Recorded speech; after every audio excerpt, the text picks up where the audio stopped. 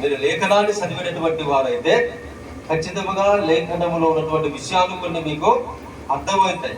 అవునా అవునా కదా? అర్థమవుతాయి, మీకు సుపరిచితం అనిపిస్తుంది. ఓహో, ఇది ఇంతకు ముందు మన దైవజనులు చెప్పారు కదా, ఇంతకు ముందు ఫలానా దైవజనులు చెప్పారు కదా, ఇంతకు ముందు ఫలానా వాక్యం మనకు చెప్పారు కదా అనేటువంటి విషయం మీకు అర్థమవుతుంది. ఎందుకు ఈ వాక్య భాగాన్ని చదివాను అంటే, మీరు ఒక అత్యున్నతమైనటువంటి సింహాసనాసీనుడైనటువంటి దేవుని సన్నిధిలో మీరు, మీ కుటుంబము, మీరు చేసినటువంటి వ్యవసాయము, మీరు చేసేటువంటి ఉద్యోగ వ్యాపారాలన్నీ కూడా, మీరు చేసే చేతి పనులన్నీ కూడా ఆశీర్వదించబడాలి. ఈ సంవత్సరములో దేవుని ఆశీర్వాదము పొంది నేను, నా కుటుంబము దీవించబడాలి అనేటువంటి మంచి ఉద్దేశంతో మీరు వచ్చారు. అవునా? అందుకే కదా మీరు సమూయేలు 2వ గ్రంథము 7వ అధ్యాయము చివరి వాక్యం చదివితే అక్కడ ఏం రాయబడుతుందంటే, దావీదు గారు కూడా ఇలాగనే ప్రార్థన చేస్తూ ఉన్నారు. దావీదు గారు కూడా ఈ విధంగానే దేవుణ్ణి స్తుతిస్తూ ఉన్నారు. చదువుతారా ఒక మాట? అక్కడ ఒక మాట రాయబడుతూ ఉంటుంది. చూసారా ఏమంటున్నాడు దేవునితో? అంటున్నాడు, దయచేసి నీ దాసుడనైనా. ఏ కుటుంబము? ఏ కుటుంబము? అందరూ నా కుటుంబము నిత్యము నీ సన్నిధిలో ఉండునట్లుగా. ఎప్పుడు ఎలా ఆశీర్వదించారట? దయచేసి నీ దాసుడైనటువంటి నా కుటుంబము నిత్యము నీ సన్నిధిలో ఉండునట్లుగా దాన్ని మొదట ఆశీర్వదించుము కదా. ఇక్కడ కుటుంబాలతో సహా వచ్చేటోళ్ళు ఉన్నారా? కుటుంబాలు వచ్చేటోళ్ళు ఉన్నారా? ఉండొచ్చు, కొంతమంది లేకపోవచ్చు కదా. దావీదు గారు అంటున్నారు, నా కుటుంబము నిత్యము నీ సన్నిధిలో ఉన్న. కుటుంబం అంటే ఎవరు? కుటుంబం అంటే ఎవరు? మనం కదా. భార్య, భర్త, పిల్లలు, ఇటుంటే తల్లిదండ్రులు, వారందరూ కలిసేటువంటిదే కుటుంబం. ఆ కుటుంబం ఎక్కడ ఉండాలని కోరుకుంటున్నాడు మొదట అంటే, దేవుని సన్నిధిలో ఉండాలి. దేవుని సన్నిధిలో ఉండాలని కోరుకుంటున్నాడు. ఆ తర్వాత ఏమంటున్నాడంటే, నీవే సెలవిచ్చి ఉన్నావు, నీ ఆశీర్వాదము నుండి నా కుటుంబము నిత్యము ఆశీర్వదింపబడును గాక. ఆమేన్, ఆమేన్ కదా. అంటే ఇక్కడ కూడినటువంటి మన కుటుంబాలు కూడా ఏం కావాలని కోరుకుంటున్నాం మనం అంటే, ఆశీర్వాదము నొందాలి అని కోరుకుంటున్నాం కదా. మనం చదువుకున్న మూలవాక్యములు కూడా వ్యవసాయం ఎవరి కొరకైతే మనం చేయిస్తున్నామో, వ్యవసాయం ఎవరైతే చేస్తూ ఉన్నారో ఆ పైరు, ఆ వ్యవసాయము ఏమవుతుందంటే ఫలించి ఆ పైర్లు అభివృద్ధి చెంది మనకు రావలసిన దీవెనలు రావడం కోసము దేవుడు ఆ భూమిని ఆశీర్వదిస్తూ ఉన్నాడు అని లేఖనం చెప్తుంది. భూమి ఆ పైరును ఫలింప చేయునట్లుగా దేవుడు ఆ భూమిని ఆశీర్వదిస్తూ ఉన్నాడు. దేవుడు ఆ భూమిని ఆశీర్వదించకపోతే నువ్వే పంట వేసినా అది రాదు. ఏదో ఒక రకంగా అది పాడైపోతుంది, ఏదో రకంగా అది ఇదవుతుంది. నీకు దాని వల్ల రాదు. ఎవరు ఆశీర్వదించాలంటే ఆ భూమి ఆకాశం పడేటువంటి వర్షమును త్రాగి ఎవరి కొరకైతే వ్యవసాయం చేయబడుతుందో వారికి మంచి పైరులను ఇచ్చినట్లుగా దేవుడు ఆ భూమిని ఏం చేస్తూ ఉన్నాడంటే, ఏం చేస్తున్నాడు? ఆశీర్వదిస్తున్నాడు. ఇప్పుడు నేననేది దావీదు భక్తుడు కూడా తన కుటుంబము కొరకు ఆయన ఏమంటున్నాడంటే, యెహోవా నా దేవా, నా కుటుంబము నిత్యము నీ సన్నిధిలో ఆశీర్వదింపబడునుగాక అన్నాడు కదా. నేననేది ఏమిటంటే, ఇంతవరకు కూడా దైవజనులు చెప్పారు, ఆశీర్వదించబడాలి, దీవించబడాలి, ఇలా ఉండాలి, అలా ఉండాలని చెప్తూ ఆరాధనలు నడిపించారు. నేను అడిగేది ఏమిటంటే, అసలు ఆశీర్వాదం అంటే ఏంటి? ఇంకో మాట చదువుతాం. మనం ఒక మాట చదివినాక ముందుకు వెళదాం. 10:22 సామెతల గ్రంథం చాలా సుపరిచితమైన వాక్య భాగం. ఇదైతే అందరికి తెలుసు. ఇది అంత నోటెడ్ పాయింటే ఉంటుంది ఎక్కువగా. 10-20 యెహోవా ఆశీర్వాదము ఐశ్వర్యమిచ్చును, నరుల కష్టము చేత ఆ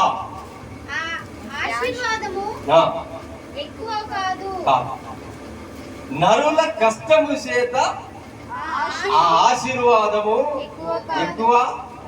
అంటే నరుల కష్టము చేత ఆ ఆశీర్వాదం ఎక్కువ. అంటే మన కష్టానికంటే దేవుడిచ్చే ఆశీర్వాదం గొప్పది కాదా? అంటే మనమే కష్టపడి, మనమే ప్రయాసపడి, మనమే సంపాదించుకుంటున్నాం తప్ప దానిలో దేవుని ఆశీర్వాదము లేదంటారా? ఇప్పుడు మనమే కష్టపడుతున్నాం, ఐశ్వర్యం వస్తుంది, డబ్బు వస్తుంది, ఆస్తి వస్తుంది, వెండి బంగారాలు కొనుక్కుంటున్నాం. అంటే అది కేవలం మన కష్టమును బట్టేనా, లేక దేవుని ఆశీర్వాదం వలన? ఇప్పుడు అక్కడ 2 విషయాలు ఉన్నాయి. ఇక్కడ ఎలా మరొకసారి చదవటమ్మా. యెహోవా ఆశీర్వాదము ఐశ్వర్యమిచ్చును. యెహోవా ఆశీర్వాదము ఐశ్వర్యమిచ్చును. అంటే ఇప్పుడు ఐశ్వర్యం ఇచ్చేది ఏమిటి? ఇక్కడ వాక్యాన్ని కొంచెం మీరు అర్థం చేసుకోండి. మనం చదువుకి ఎలా చదువుతామంటే ఎలా చెప్తామంటే యెహోవా అని అక్కడ ఆఫ్ చేసి ఆశీర్వాదము ఐశ్వర్యము ఇచ్చును అంటే ఎట్లుంది? ఇప్పుడు యెహోవా ఆశీర్వాదము ఐశ్వర్యము ఇచ్చును అంటే యెహోవా ఆశీర్వాదం ఇస్తాడు, ఐశ్వర్యము ఇస్తాడు. 2 కదా, అట్లా 2 విధాలుగా అర్థం వస్తుందా లేదా? ఆశీర్వాదం ఇస్తాడు, ఐశ్వర్యం ఇస్తాడు. ఐశ్వర్యం ఏంటి, ఆశీర్వాదం ఏంటి? ఐశ్వర్యం ఏంటి, ఆశీర్వాదం ఏంటంటారు? అంటే దాన్ని ఇంకొక రకంగా ఎలా చెప్పాలి అంటే యెహోవా ఆశీర్వాదము ఐశ్వర్యం ఇచ్చును. ఇదెట్లుంది? ఇప్పుడు ఇదెట్లుంది? యెహోవా చదువులు అలా చదివారు కదా. ఇప్పుడు యెహోవా ఆశీర్వాదము ఐశ్వర్యం ఇచ్చును, ఐశ్వర్యము అంటే ఇప్పుడు ఈ ఐశ్వర్యం ఏమిస్తుంది? దేవుని ఆశీర్వాదము. దాన్ని విడివిడిగా చదివితే ఎలా వస్తున్నాయి అంటే యెహోవా నీకు ఆశీర్వాదాన్ని ఇస్తాడు, ఐశ్వర్యాన్ని ఇస్తాడు. అంటే ఇప్పుడు ఈ ఆశీర్వాదము ఈ ఐశ్వర్యము ఎలా వచ్చింది అంటే దేవుని ద్వారానే వచ్చిందని మనం చెప్తాం ఇప్పుడు. కానీ దేవుని ఆశీర్వాదము నీకు ఐశ్వర్యాన్ని కలగజేస్తుంది. ఆ ఐశ్వర్యము నీ కష్టం కంటే గొప్పది కాదు. దేవునికి స్తోత్రం కలుగును గాక. కాబట్టి ఇప్పుడు ఇలా గమనించండి, ఇక్కడ ఆశీర్వాదం అంటే ఏంటి అంటే ఇందులో మనం ఎక్కువగా మనం ఉటంకించి మాట్లాడేది లేకపోతే ప్రకటించేది ఏమిటయ్యా అంటే ఎక్కువగా మనం చెప్పేది ఏమిటయ్యా అంటే చిన్నపిల్లైనా పెద్దలైనా దేవుడు నిన్ను ఆశీర్వదించును గాక అని మనం ఆశీర్వదిస్తూ ఉంటాం.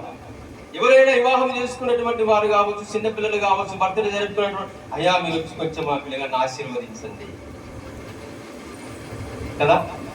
అంటే ఆశీర్వాదం అంటే ఇప్పుడు ఎట్లా అర్థం చేసుకోవాలి మనం? అసలు ఆశీర్వాదం అంటే ఏంటి అంటే ఎట్లా అర్థం చేసుకోవాలి దాన్ని మనము అంటే ఆశీర్వాదము వేరు, ఐశ్వర్యము వేరు.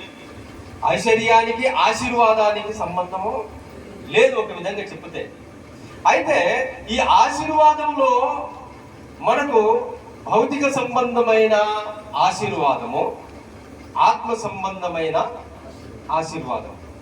భౌతిక సంబంధమైన ఆశీర్వాదము, ఆత్మ సంబంధమైన ఆశీర్వాదం.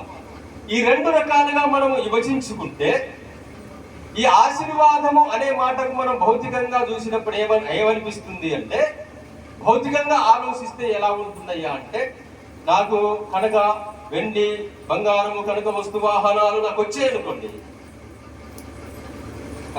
వెండి బంగారాలు అయితే మీ కనుక వస్తు వాహనాలు అయితే మీ ఇత్యాది లోక సంబంధ స్థిర ఆస్తులు నాకు కలిగినాయి అనుకోండి, వాటిని కూడా నేను ఏమంటున్నాను అంటే ఆశీర్వాదము నాకు దేవుడు అనుగ్రహించాడు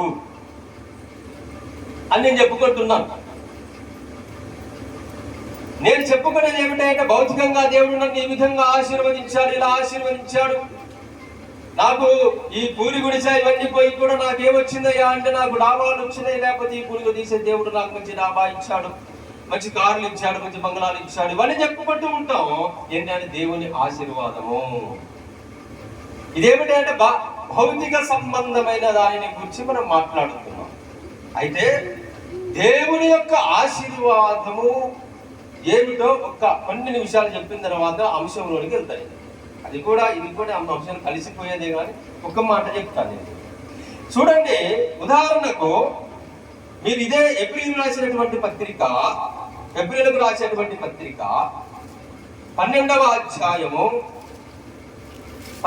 అధ్యాయము ఒకసారి చూడండి, 17వ వాక్యాన్ని చదువుకుందాం. ఏశావు ఆ తరువాత ఆశీర్వాదము పొందగోరి కన్నీళ్లు విడుచుచు దాని కోసరము శ్రద్ధతో వెతికినను మారు మనసు పొందనవకాశము దొరకక విజర్షింపబడనని ఎరుగుదురు. దేవునికి స్తోత్రం చెప్పండి ఒకసారి. గమనించండి, ఇక్కడ ఎవరు కనపడుతున్నారు మనకు? ఏశావు. ఎవరు ఏశావు? ఎవరి కుమారుడు? ఎవరి కుమారుడు?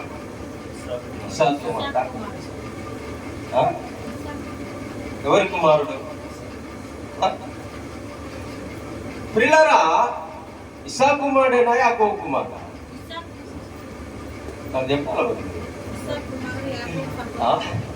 ప్రియులారా, ఇస్సాకుకు ఇద్దరు కొడుకులు కదా. అందులో పెద్దవాడు ఏశావు గారు అయితే చిన్నవాడు ఎవరు? యాకోబు గారు. నిజమే. ఈ ఏశావు దేవుని ఆశీర్వాదము పొందలేక కన్నీళ్లు విడిచి ప్రార్థన చేసినా గాని మారు మనసు పొందనుల్లగా ఆ దేవుని ఆశీర్వాదం పొందలేకపోయాడు. ఇది చదివాం మనం. ఇదేనా మనం చదువుకున్న వాక్యము? ఈ మాటే మనం చదువుకున్నాం. మరి ఏశావు ఆశీర్వాదం పొందాడా లేదా అంటే పొందలేదు అని ఇక్కడ చెప్తున్నాడా లేదా? నాన్నగారు ఇక్కడ చెప్తున్నాడు కదా. ఏమని చెప్తున్నాడు? ఆశీర్వాదం పొందలేకపోయాడు, విసర్జించను. ఏం విసర్జించాడట? ఎవరి పొందని అవకాశము దొరకక విసర్జింపబడ్డాడు, దేవుని చేత త్రోసివేయబడ్డాడు, దేవుని చేత త్రోసివేయబడ్డాడు. అయితే ఏశావుకు లేనటువంటి ఆశీర్వాదం ఏమిటి? ఇప్పుడు మనం చెప్పుకున్నటువంటి ఆశీర్వాదము, మనకు కావలసినటువంటి ఆస్తి, తర్వాత వెండి బంగారములు, తర్వాత కనక వస్తు వాహనాలు, తర్వాత కావలసినటువంటి ఇల్లు, కావలసిన సమస్తము, స్థిర ఆస్తులు, ఇవన్నీ కలిగి ఉంటే దేవుడు నన్ను ఆశీర్వదించాడు, దేవుడు నన్ను దీవించాడు అని కదా మనం చెప్పుకుంటున్నాం కదా. మరి అలాంటివి ఏశావు గారికి లేవంటారా? చదువుదాం ఒకసారి మీరు ఆదికాండము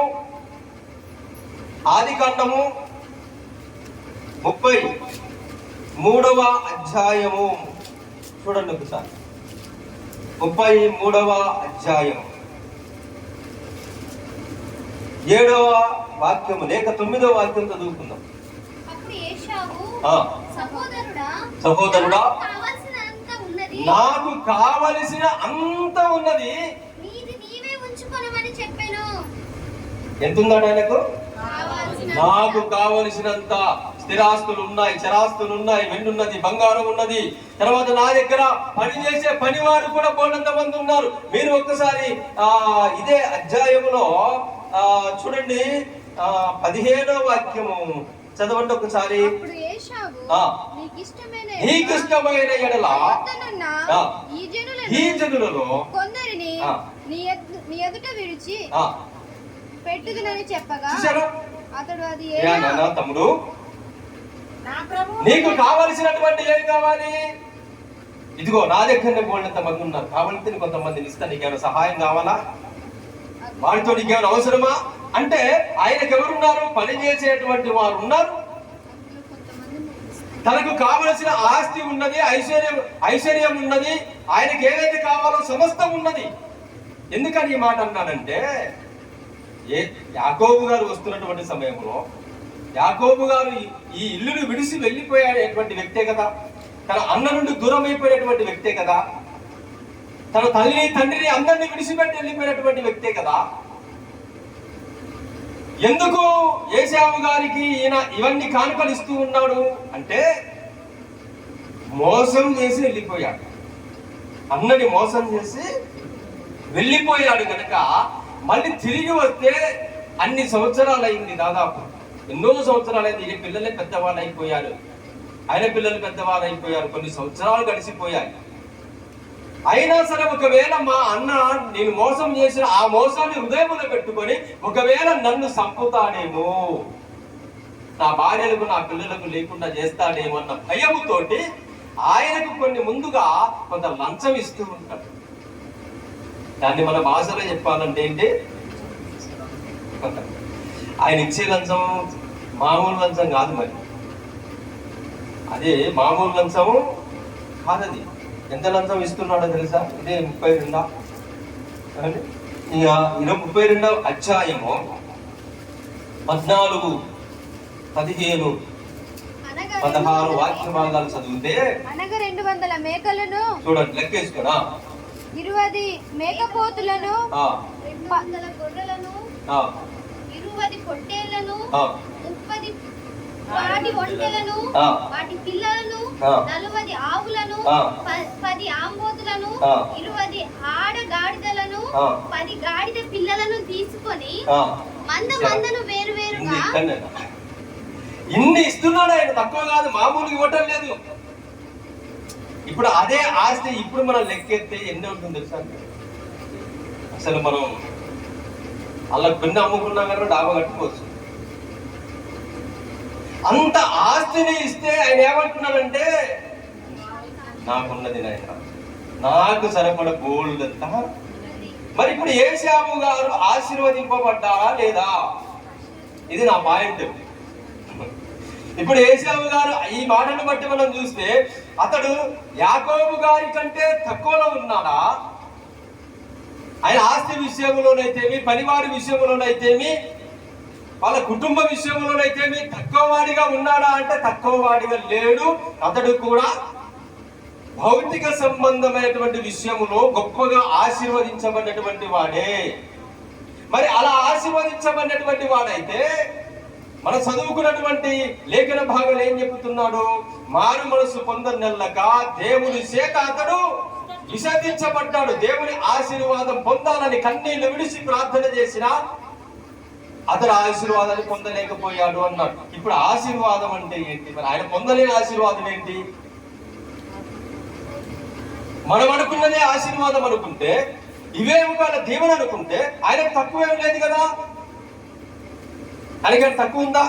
తక్కువ లేదు. మరి ఆశీర్వాదం అంటే ఏంటి అసలు? యాకోబు గారికి ఏమైనా ఆశీర్వాదం తక్కువ ఉందంటారా? ఉందా? అయ్యగారు కూడా ఒక మాట చెబుతూ ఏమన్నాడు అంటే, ఇదే 32వ అధ్యాయము 28వ వాక్యం చదవండి ఒకసారి. 32:28లో ఏశావు ఒక గుంపు మీదకి వచ్చి 32:28 పోరాడి గెలిచితివి గనుక ఇక మీదట నీ పేరు ఇశ్రాయేలే గాని యాకోబు అనబడదని చెప్పెను. చెప్పాడా? ఇక్కడ దీనికంటే ముందు ఇంకో మాట చదవాలి. 27 అనుకుంటే కదా, ఆయన పేరేమని అడగగా లేకపోతే 26 చదవండి. 26 తెల్లవారుచున్నది కనుక నన్ను పోనిమ్మనగా అతడు నీవు నన్ను ఆశీర్వదించితివే. చూసారా? నీవు నన్ను ఆశీర్వదించితేనే గానీ నిన్ను పోనీయనెను. పట్టుకొని విడిచిపెట్టు, నన్ను చంపు, ఇక్కడ చంపి ఇక్కడ పాతిపెట్టు, నాకు అవసరం లేదు.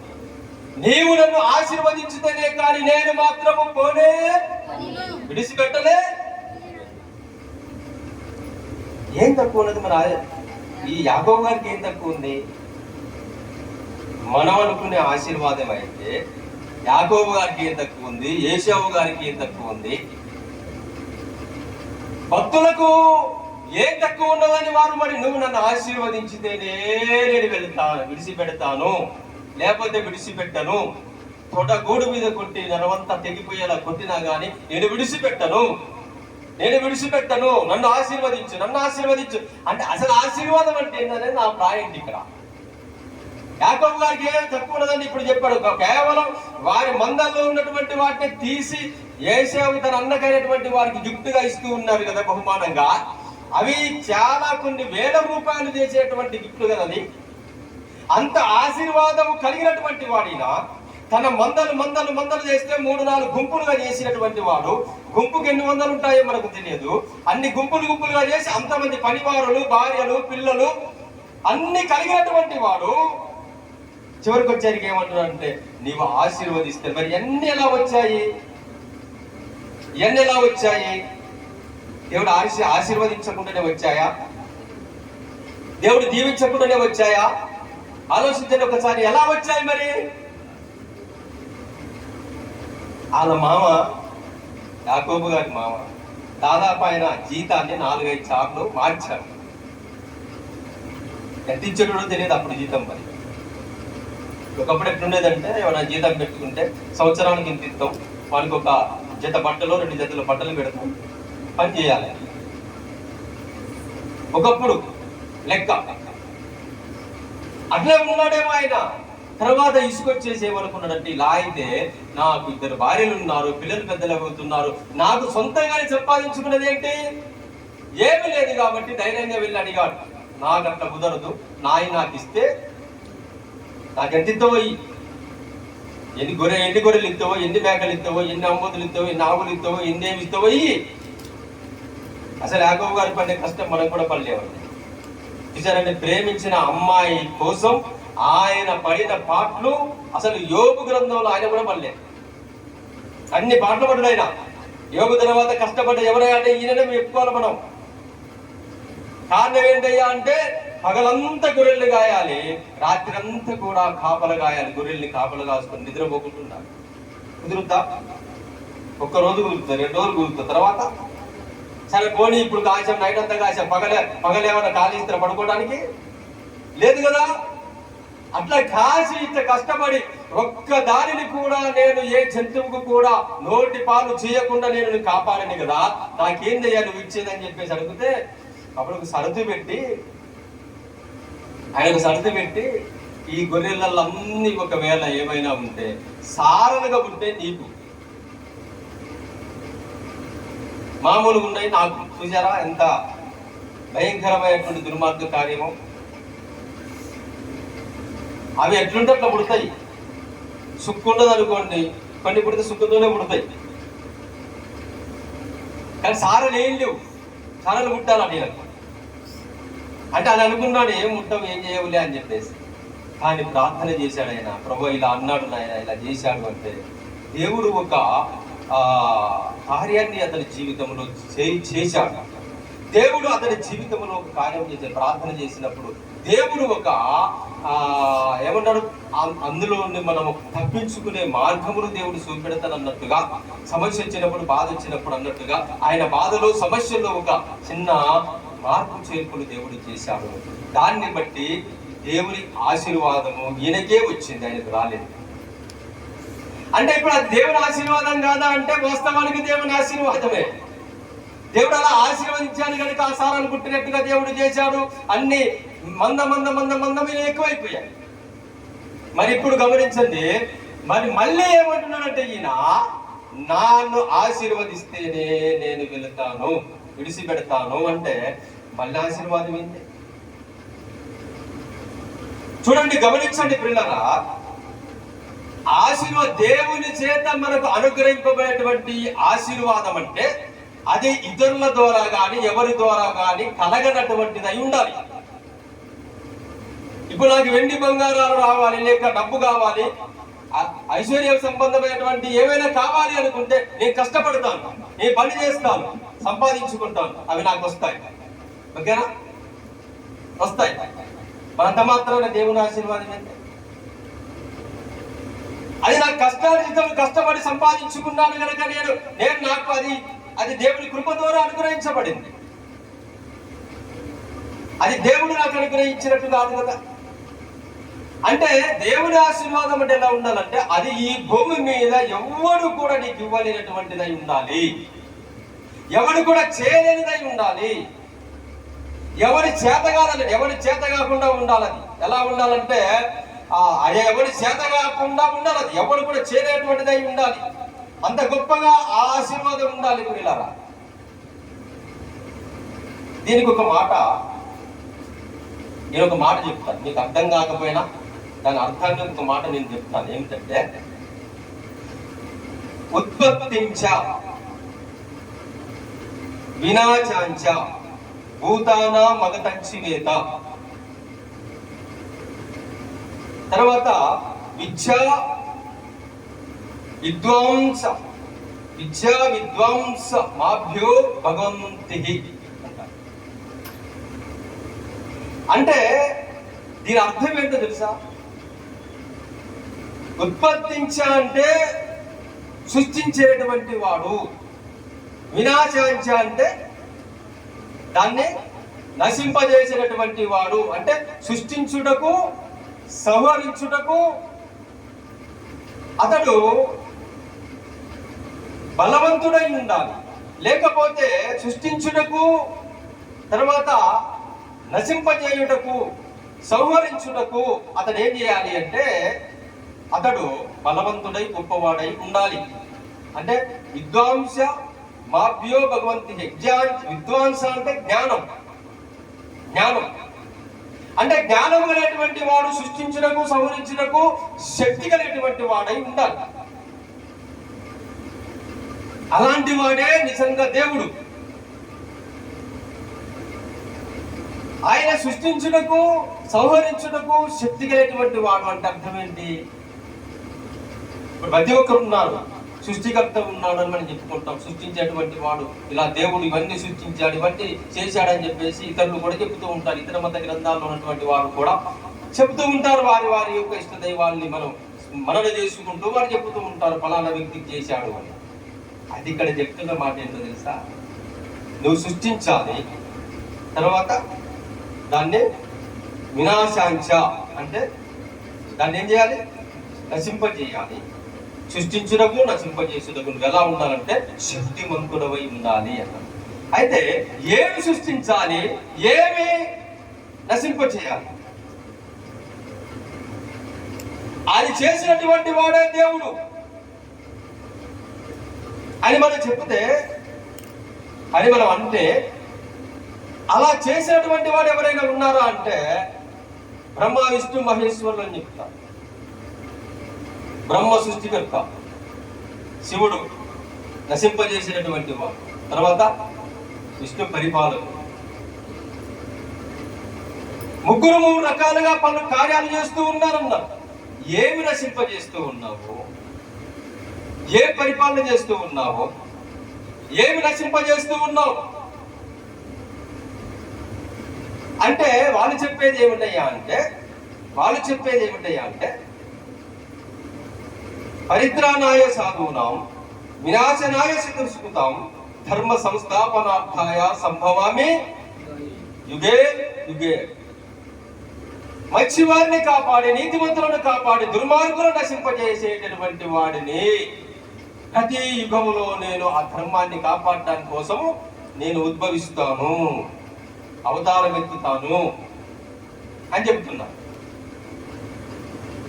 అయితే నేననేది ఏంటంటే, అసలు మంచోళ్ళు ఎవరున్నారు బాబు భూమి మీద? పరిత్రాణాయ సాధువులు అంటే సాధువులు అంటే మంచివారు, నీతిమంతులు, పరిశుద్ధులు ఎవరు ఉన్నారా? బైబిల్ ఏం చెప్తుంది? మరి నీతిమంతుడు లేడు, ఒక్కడు లేడు అన్నప్పుడు మరి ఎవరయ్యా? అయితే ఇక్కడ మనం గమనించాల్సిన విషయం ఏమిటంటే, ఏమి నశింపజేయాలి అంటే ఈ మానవులు నశింపజేయటం కాదు. వాళ్ళు దుర్మార్గులు, దుష్టులు అంటే ఒకప్పుడు వాళ్ళు రాక్షసులుగా ఉండేటటువంటి వాళ్ళు కొంతమంది. అందుకనే వాళ్ళ రాక్షసులు వచ్చి ఈ నీతిమంతులు దేవతలైన వారి మీద యుద్ధాలు చేసి వారిని గెలిచి వారిని ఇష్టానుసారంగా వారిని చంపినటువంటి వారు కనుక వారిని వీళ్ళు చంపడానికి కోసం ఆధారంగా ఎత్తినటువంటి వారు. వాళ్ళ సంపద ఏమొచ్చింది? మరి నీకు చంపావు, అయిపోయింది, వెళ్ళి కాపాడావు, మంచిదే. అదేనా నువ్వు నశింపజేసేది అంటే? అది కాదు. అది కాదు అక్కడ ఆ వాక్య భాగం యొక్క ఆ అర్థం అది కాదు. ఏమిటి ఏం నశింపజేయాలి అంటే,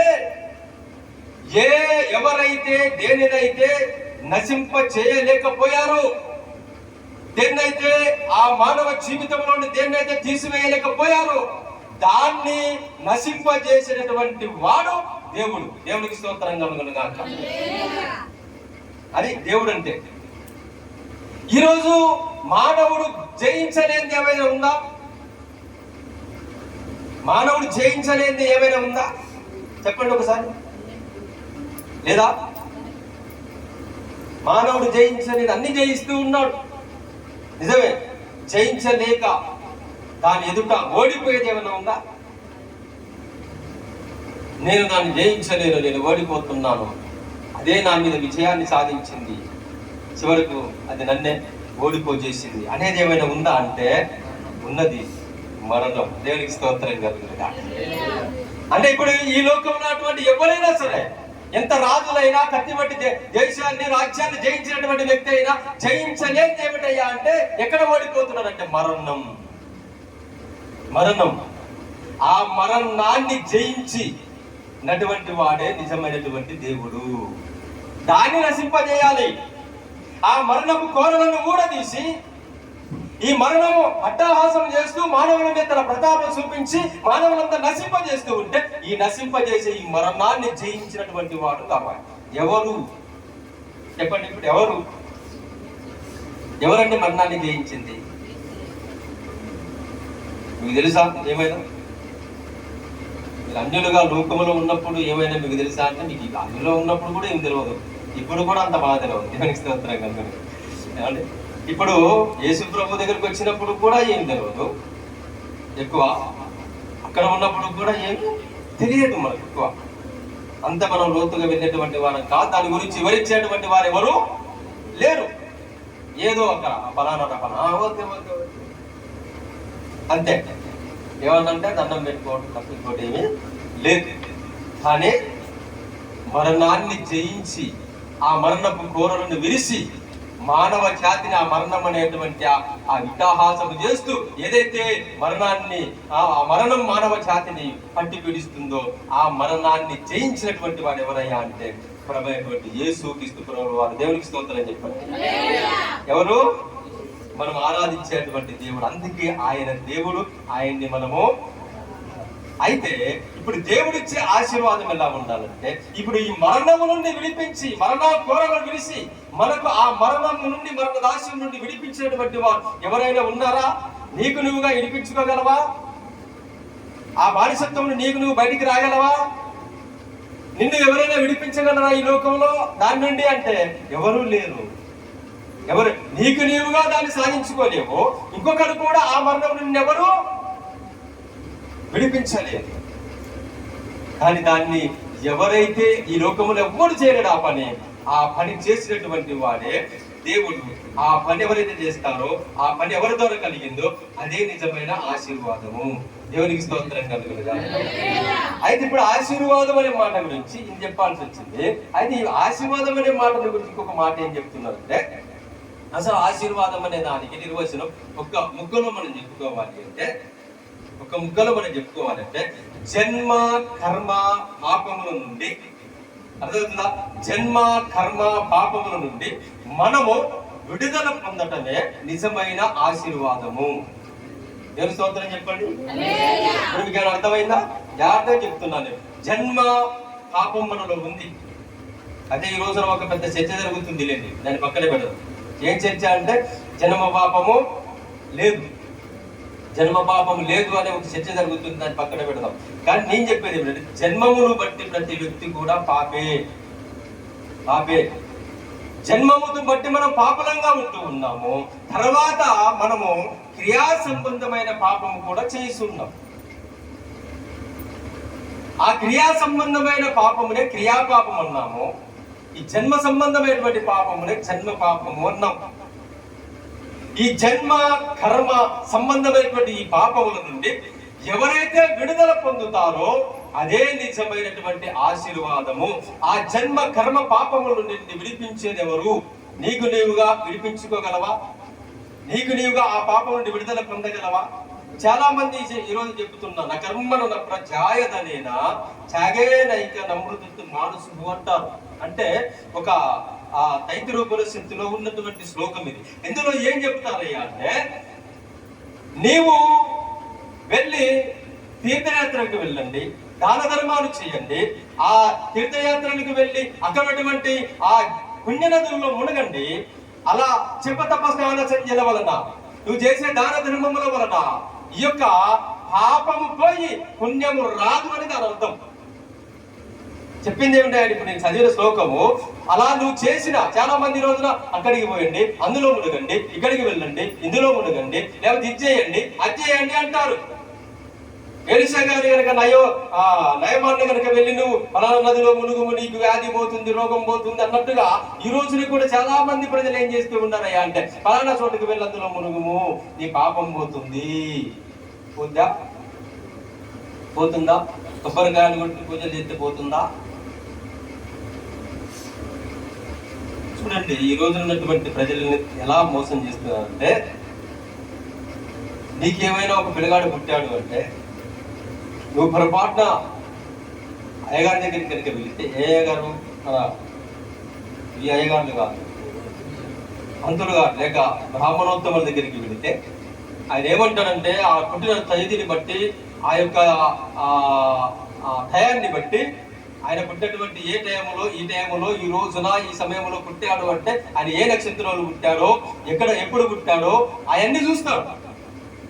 చూసి ఏ రాశిలో పుట్టాడు, ఏ నక్షత్రంలో పుట్టాడు, ఎలా పుట్టాడు అని చెప్పేసి అన్ని చూసి ఏమంటాడంటే, ఇతడు పుట్టాడు కానీ కీడులో పుట్టాడు.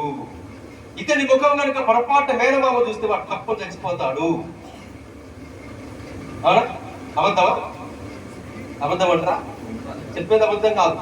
అని అన్నాడు అనుకోండి, కేవలం నేను ఒకప్పుడు ఉన్నాను, మా అల్లుడు పుట్టాడు. అల్లుడు పుడితే వాడు పేగు మెడకేసుకొని పుట్టాడు.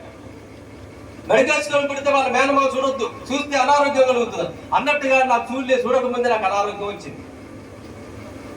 అప్పుడేమైనా వీడు కీండ పుట్టింది కనుకనే నాకు ఇది వచ్చిందని మా వాళ్ళు వాడి మీద చాలా కానాలు మిరాలు నూరు. ఏం చేస్తారు మరి? పుట్టుడు తప్ప. ఇప్పుడు వచ్చిందయ్యా, ఏం చేయాలి అంటే ఆయన అంటాడు, వచ్చింది కాబట్టి దీనికి ఒక శాంతి చేయాలి. చూసారా? ఒక శాంతి చేస్తే ఇది తొలగిపోతుంది. వచ్చింది అని చెప్పేది వాళ్ళే, దాని నుండి విడుదల పొందే మార్గం కూడా చూపించేది. ఇలా చేస్తే పోతుంది అని ఇంత చాంతనంత లీచులు రాసి పంపిస్తారు. పాపం అవన్నీ పట్టుకొస్తే వాడికి ఎన్ని వేల రూపాయలు అయితే తెలుసా? ఇంతకెందుకు? మా మనవడు పుట్టాడు, మళ్ళీ మీరు అపార్థం చేసుకోరు. మనవడు అంటే మరి ఇద్దరు కొడుకులే కదా, నాకు పెళ్ళిళ్ళు కాలే, నాకు మనవడు మనవరాలు రాలే, కానీ నాకు మనవడు ఉన్నాడు, మనవరాలు. ఆ మనవరాలు ఉన్నప్పుడు ఆ పిల్లగాడు పుట్టాడు. పుట్టినప్పుడు ఆ అమ్మాయిని మేమే తీసుకొచ్చి మా ఇంటి దగ్గరే పెట్టాం. 3 నెలలు ఉంది. ఉన్న తర్వాత వాళ్ళు ఏమన్నారంటే, మరి ఇప్పుడు శాంతి చేయాలి అంటే నేను ఏమన్నానంటే, 3 నెలల తర్వాత రండి, అమ్మాయిని తీసుకొని పోండి, పోయి అక్కడ మీరు శాంతి చేసుకోండి, ఇక్కడ మేము చేయం, మా పద్ధతిలో మేము చేయం. వాళ్ళ అన్యులు కాబట్టి వాళ్ళ అభిప్రాయం చేసుకోండి మీరు తీసుకొని కాదంటారు. ఇప్పుడైనా తీసుకొని పోయి చేసుకోండి, కానీ మేము పంపిస్తాం, నేర్చుకోండి. అప్పుడు వాళ్ళు ఏమన్నారంటే, శాంతి లేదు, గీతి లేదు, ప్రార్థన చేసి పంపించాలి, శాంతి లేదు, గీతి. ఇప్పటికి శాంతి చేయాలి, ఆ పిల్లగానికి ఇప్పటికీ శాంతి చేయాలి. నేను చూపెడతాను ఫోటో, ఎంత చక్కగా ఉంటాడు, చక్కగా ఉంటాడు, తిట్టి తరుగుతుంది మీరు చూస్తే, అట్లుంటాడు. నిన్ననే బర్త్డే అయిపోయింది, 17వ తారీఖు బర్త్డే వెళ్ళి ఆ మనుగురు అక్కడ అన్ని తిప్పుకొని మొత్తం చేసి బర్త్డే చేసి వచ్చాం. ఇప్పటికీ కూడా శాంతి అనేది లేదు. నేను చెప్పాను, ప్రార్థన చేస్తాం, మా దేవుడు గొప్ప. ఏ శోధన వచ్చినా, ఏ కీడు వచ్చినా, కీడు దోషములు తొలగించగలిగిన సామర్థ్యమైనటువంటి వాడు మేము ఆరాధించే దేవుడు. ఆ దేవుడిని పెట్టుకొని మేము పోయి అనేదో చెప్పి 4 మంత్రాలు అక్షంతలు వేసి ఏదో చేసి పోంటే అయిపోతుంది అనుకుంటున్నారా? కాదు కాదు, ఆ మంత్రాన్ని నేనే చదువుకుంటాను చెప్పి చేతనైతే మీరు రండి ఇక్కడ ఊరుకుంటే ఆ మంత్రాన్ని నేనే చదువుతా, నేనే చేస్తా, ఆ డబ్బులు నాకే ఇస్తారా మరి? చూడండి ప్రియులారా, ఇలా ఏదో ఒక కీడు, ఏదో ఒక దోషం, దానికి మార్గం ఆలోచన పెడుతున్నారు. అయితే నేననేది ఏమిటయ్యా అంటే, ఇప్పుడు నేనున్నాను, నేను ఇప్పుడు ఒక అయ్యగారిని మీరు అంటున్నారు కాబట్టి మీ పాప దోషములు నేను తొలగించగలనా? దానికి నేను మార్గం చూపించగలనా? మీకు శాంతి ఏమైనా చేయగలనా? శాంతి చేస్తే మీ పాపాల దోషాలు పోయి మీరు పవిత్రులు అవుతారా? కారు రాదు, నా చేత కాదు, నేను చేయలేను. ఇంకెవరైనా చేస్తారంటే ఎవ్వరూ చేయలేరు. అది చేయగలిగినటువంటి వ్యక్తి ఎవరైతున్నారంటే దేవుడే చేయగలరు. ఆ దేవుడు నీ పాప రోత జీవితంలో నుండి విడిపించి రక్షించి ఆ పాప కూపంలో నుండి విడుదల కలిగించేది ఎవరయ్యా అంటే, విడిపించి నీకు విమోచన కలిగించేది ఎవరయ్యా అంటే దేవుడే. ఆ దేవుడిని ఎవరు చేయగలరు మరి? మానవుని యొక్క పాపం నుండి విడిపించగల సామర్థ్యమైనటువంటి వ్యక్తి ఎవరు ఉన్నారయ్యా అంటే 10 అవతారాలు ఎవరు లేరు. మనకు 10 అవతారాలు ఉన్నాయి. 10 అవతార పురుషులలో ఏ పురుషులు లేరు, కానీ ఒక్కడే ఒక ఆయన ఉన్నాడు. ఆయన ఎవరయ్యా అంటే ప్రభు అయినటువంటి యేసు క్రీస్తు ప్రభుల వారు. ఆయన ఏమన్నాడంటే, పాపముల నుండి నేను రక్షించుటకు నాకు శక్తి ఉన్నది, పాపముల నుండి విడిపించి రక్షించడానికే నేను ఈ లోకానికి వచ్చి ఉన్నాను. నువ్వు నశించిపోతున్నావు, పాపము చేత అపరాధము చేత నువ్వు నశించిపోతూ ఉన్నావు. ఆ పాపము నిన్ను నశింపజేస్తే సరే నరకాగ్నిలోకి తీసుకొని పోతుంది కనుక దానిని తప్పించడానికి నేను ఈ లోకానికి వచ్చాను అని ఆ పాప కూపములను మనని విడిపించాడు చూడండి. విడిపించి మనకి రక్షణ భాగ్యం ఇచ్చాడు చూడండి. అదే గొప్ప దేవుడు అనుగ్రహించే గొప్ప ఆశీర్వాదము. దేవునికి స్తోత్రం కలుగునుగా. ఆ ఆశీర్వాదం కావాలి లోకంలో ప్రజలకి. ఇప్పుడు ఏ ఆశీర్వాదం కావాలి? మనమనే ఆశీర్వాదాలు కావు ఇవి. నువ్వు కష్టపడితే వస్తాయి. కొంచెం ఖర్చులు తగ్గించుకుంటే నీ కుటుంబం బాగుపడుతుంది. తాగేటోడు తాగుడు మానేస్తే నీ కుటుంబం బాగుపడుతుంది. అన్ని బాగానే ఉంటాయి. ఏ కొదవ లేకుండా, అన్న వస్త్రాల గొడవ లేకుండా, తర్వాత ఉన్న కనుక వస్తూ మహానుల కొదవ లేకుండా చక్కగా నీ కుటుంబం బాగానే సాగుతుంది. కానీ ఆ ఆశీర్వాదం ఎవరు ఇస్తారు మరి? కళ్ళు మానేస్తే రాదు, నీ కుటుంబంలో చెడు అలవాట్లు మానేస్తే రాదు, నువ్వు కష్టపడ్డ ఆశీర్వాదం రాదు. ఐశ్వర్యం వస్తుంది తప్ప ఆశీర్వాదం మాత్రము రాదండి. ఆ ఆశీర్వాదము దేవుడే ఇవ్వాలి, ఎవ్వడు ఇవ్వలేదండి. కనుక ఆ దేవుడు మనల్ని ప్రేమించి, నిన్ను నన్ను ప్రేమించి ఆ ఆశీర్వాదము దేవుడు మనకి ఇచ్చాడు. ఆశీర్వాదం ఇక్కడ ఉన్నోను పొందుకున్నటువంటి వారు ఉన్నారు, లేక బాప్తిసం పొందక ఇంకా పాపములోనే జీవిస్తున్న వారు ఉంటే ఉండొచ్చు. అందరు రక్షణ పొందారా? అందరూ పొందారు. పొందకపోతే పొందకపోతే నీకు ఆశీర్వాదం రాదు, ఆశీర్వాదం దొరకదు. ఆ ఆశీర్వాదం కావాలంటే యాకోబులాగా పాదాలు పట్టుకొని ప్రభు నిన్ను ఆశీర్వదిస్తే నేను వదులుతా, లేకపోతే వదలనన్నట్టుగా నువ్వు గోదారి కన్నీళ్లు విడిచి ప్రార్థన చేయాలి. ఆ ఆశీర్వాదం కొరకు యేసేపు గారు కన్నీళ్లు విడిచి ప్రార్థన చేసినా వారు మనసు పొందలేక అతడు ఆ ఆశీర్వాదాన్ని పోగొట్టుకుంటారు. చూసారా? ఆ ఆశీర్వాదం మీరు అందరూ పొందారు, చాలా సంతోషం ప్రియులారా. ఆ ఆశీర్వాదం పొందినటువంటి మీకు దేవుడిచ్చే భౌతిక సంబంధమైన ఆశీర్వాదం ఏమిటంటే, అసలు నిన్ను దేవుడు ఏర్పాటు చేసుకున్నది ఎందుకంటే, దేవుడు నిన్ను లోకంలో ఏర్పాటు చేసుకున్నది ఎందుకంటే, చూడండి 3:9 పేతురు గారు రాసిన పత్రిక 3:9 ఒక మాట మనం చదువుకుంటే ఈ 3:9లో ఒక మాట రాయబడుతుంది ప్రియులారా. చూసారా? ఏ ఆశీర్వాదం అయితే దేవుడు అనుగ్రహిస్తూ ఉన్నాడో ఆ ఆశీర్వాదములకు వారసులు అగుటకే దేవుడు మనల్ని పిలుచుకున్నాడు, దేవుడు మనల్ని ఏర్పాటు చేసుకున్నాడు. ఎందుకయ్యా అంటే నా దగ్గర ఉన్న ఆశీర్వాదంలో మీరు కూడా పాలుబంపులు పొందాలనే ఉద్దేశంతో ఆ ఆశీర్వాదములకు మీరు భర్తలు కావాలి, ఆశీర్వాదములకు వారసులు కావాలి అనే ఉద్దేశంతో దేవుడు మనల్ని ఏర్పాటు చేసుకున్నాడు. ఆ గొప్ప ఆశీర్వాదం ఉన్నది. ఆ గొప్ప ఆశీర్వాదం ఎవరైతే కలిగి ఉన్నారో వారికి ఈ భూమి మీద కావలసిన ఐశ్వర్యము కూడా దేవుడు ఇస్తాడు. ఆ ఆశీర్వాదం ఎవరైతే కలిగి ఉన్నారో ఆ ఆశీర్వాదం కలిగినటువంటి బిడ్డలకు ఏమవుతుంది అంటే యెహోవా ఆశీర్వాదము ఐశ్వర్యము ఇస్తాడు. దేవుడికి స్తోత్రం కలుగును గాక. మరి అంత గొప్ప ఆశీర్వాదము దేవుడు ఇస్తూ ఉన్నప్పుడు ఆ ఆశీర్వాదాన్ని పొందలేకపోవడానికి గల కారణం ఏంటి అంటే మనలో ఉన్నటువంటి కొన్ని లోపాలే దానికి కారణము. నువ్వు ఆశీర్వాదములకు వారసులు అయ్యావు, మంచిదే, ఓకే, అయిపోయింది ఇక. కానీ ఎప్పుడైతే నువ్వు వారసుడు అయ్యావు, కానీ మరి ఈ భౌతిక సంబంధమైన ఐశ్వర్యము ఎందుకు రావడం లేదు? ఎందుకు నువ్వు ఇంకా పేద స్థితిలో ఉన్నావు? ఎందుకు బలహీనమైన స్థితిలో ఉన్నావు? అందరిలాగా లోకంలో మన యేసు ప్రభువు నమ్మనటువంటి వారు అనేక మంది మెడలు మిద్దెలు కట్టుకుంటున్నారు, మనం ఎప్పుడు చూసిన ఇలాగనే ఉంటున్నాం. కారణం ఏంటి అంటే, ఇలా ఉన్నంత మాత్రాన మనం ఆశీర్వాదం పొందలేదని అనుకోవద్దు. ఒక వాస్తవానికి మనకున్న ఆశీర్వాదం వాళ్ళకు లేదు. దాన్ని బట్టి మనం గర్వించాలి, దాన్ని బట్టి ఆనందించాలి. ఎవరైనా అడిగితే నాకున్న ఆశీర్వాదం నీకున్నదా? నేను ఎంత ఐశ్వర్యవంతున్నా తెలుసా? నీ కళ్ళు తెరిచి చూడు ఒక్కసారి, నా ఆశీర్వాదం ఎంతో కనబడుతుంది. ఆ కళ్ళు తెరవడు, అవి కనబడదు. మోసే అంటాడు, పొందబోయే బహుమానము కొరకు ఈ లోక సంబంధమైనటువంటి క్రీస్తు నిమిత్తమైనటువంటి ఆ శ్రమలను నేను భరించుతున్నాను అన్నాడు. ఎందుకో తెలుసా? కలగబోయే బహుమానం కోసం. ఆ బహుమానాన్ని చూశారు వాళ్ళు. ఈ లోకంలో ఉన్న ఇవి మాకెందుకు రావాలన్నారు. కలగబోయే బహుమానం కోసం క్రీస్తు నిమిత్తము నిందల పాలయ్యాడు, అవమాన పాలయ్యాడు, దెబ్బల పాలయ్యాడు. ఎన్నో రకరకాల పరిస్థితులను మోసే అనుభవించాడు. కారణము అవి చూశాడు కనుక కళ్ళు తెరవబడ్డాయి. మన కళ్ళు తెరవబడలేదు కనుక లోకం వైపు అరిగెత్తుతున్నాం, లోక ఆశల వైపు అరిగెత్తుతున్నాం. లోకంలో ఏదో సంపాదించుకోవాలి. ఏది సంపాదించుకోవాలి? నీకున్న ఆశీర్వాదం ముందు వారికి ఉన్నటువంటి ఐశ్వర్యపు పెద్ద గొప్పేమీ కాదు అని నువ్వు అనుకోవాలి. ఎప్పుడైనా మెడలున్నాయి, మెద్దలున్నాయో మా మాస్టర్ గారు అంటారు, నీకంటే బోళ్ళ డబ్బులు ఉన్నాయి, ఆస్తి ఉన్నది, ఐశ్వర్యం ఉన్నది, అది అదేనయ్యా. ఆయనకు 2 అంతస్తుల మేడున్నది, కారు ఉన్నది, పిల్లలు ఉద్యోగాలు, బోల్డ్ ఎంత ఆస్తి, బ్యాంక్ అకౌంట్, నాకు అన్ని అప్పులు తిప్పలు తప్పేళ్ళు.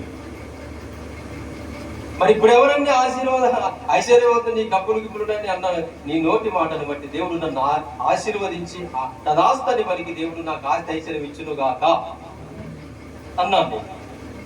అవునా?